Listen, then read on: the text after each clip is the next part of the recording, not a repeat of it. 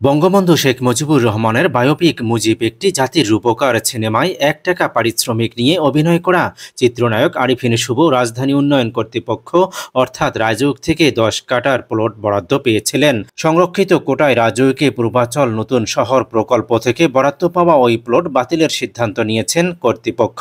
বৃহস্পতিবার ৫ই সেপ্টেম্বর রাজউক সূত্রে এ তথ্য পাওয়া গেছে। চিত্রনায়ক আরিফিন শুভর সাথে সিনেমাটির প্রযোজক লিটন হায়দারেরও প্লটটি বাতিলের সিদ্ধান্ত নিয়েছে কর্তৃপক্ষ।